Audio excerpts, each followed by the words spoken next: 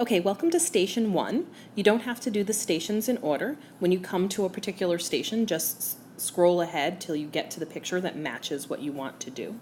In this experiment, all you're doing is dropping a ball.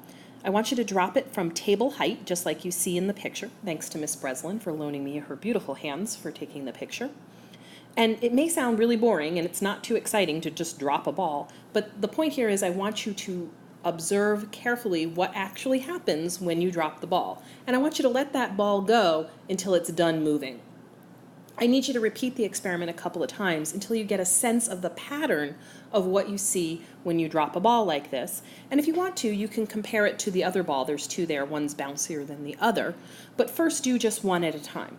Make sure you get 3 good observations and then start asking some questions about the motion of this ball. What questions do you have that are good questions? When you're done, move on to the next station. Okay, this one you're going to do outside. Fill the bucket less than halfway full, about, an inch or so below halfway full. And then a brave person from your group is going to stand outside and carefully, you're going to swing the bucket in a complete circle over your head. Now, when you do this, you want to make sure you're doing it fairly quickly. If you do it too slowly, you're just going to get wet. But the idea here is that you're going to do it as quickly as you can, a couple of times, and then you want to make your observations. The motion we're interested in here is the motion of the water inside the bucket. And you can't directly observe that while somebody's spinning it around. So you're going to have to make some inferences on what you think is going on.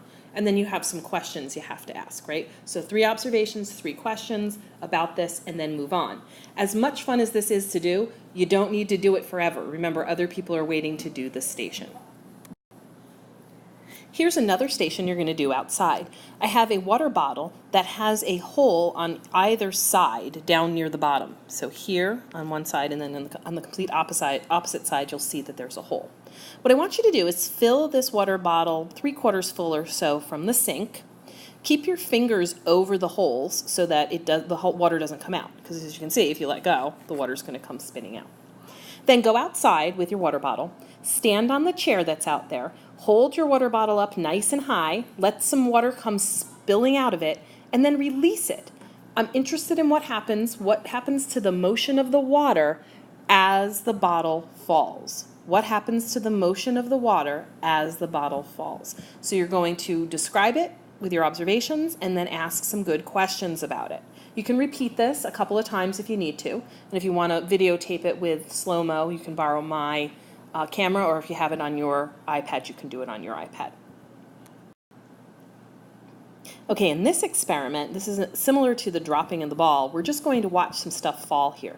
I want you to first make a prediction about what's going to happen. So you've got your coins set up like this on the edge of the table with a ruler behind them. And all you're going to do is you're going to take 2 fingers and you're going to push on this side and this side until the coins fall off at the same time, all at the same time. So you're pushing all the coins off the table at the same time and observing what happens. Before you start, make a prediction in your mind. What do you expect will happen with those coins as they fall? And I want you to record 3 good observations and 3 good questions about the coins as they fall. This is a fun one. So what we have is a golf ball that's sitting on top of a piece of round tube of paper, on top of a pie plate, on top of a container that has some water in it. Your job is to give a karate chop with the side of your hand to the pie plate. And if you do that nice and hard and fast, you'll find, hopefully, that you wind up with the golf ball falling into the water. If it's not working out for you, call me over and I'll show you how it's done. But usually students can figure this out after a couple of tries. So once you have it going correctly, where karate chopping the pie pan makes the golf ball fall into the water, once you get to that point, then you can start making observations and coming up with some good questions about this particular demonstration. Okay, this one is pretty fun. This is called a magnetic cannon, and you have to set it up properly. So you have a green and a red ruler, and in between the green and red ruler, you're going to put the stack of magnets.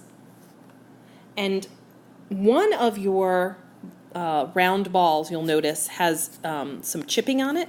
That one is magnetic, and it's kind of difficult. You have to separate it from the other ones and put it over here. Your magnets are going to sit between your rulers, and then you're going to use the other balls. You're going to put 1 here and 3 here.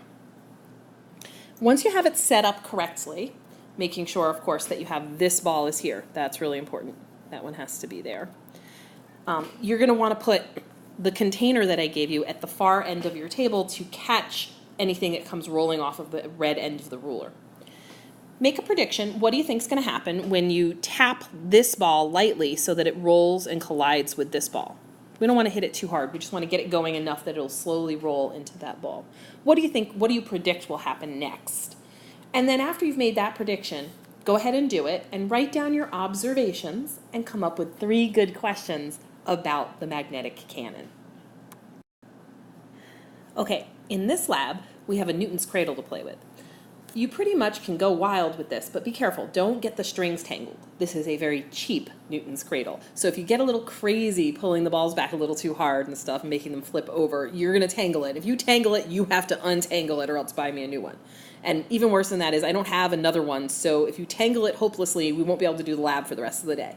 But other than that, play around with the Newton's cradle. Make some predictions about, what you think happens when you pull back one ball, when you pull back 2 balls, and so on. I know you guys have played with these before and seen them before.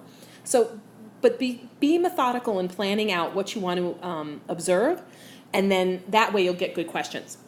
So don't just go totally crazy. Explore for a little bit and then stop and go, okay, what should we do for our observations? And come up with a plan. And then I will see you in the next lab.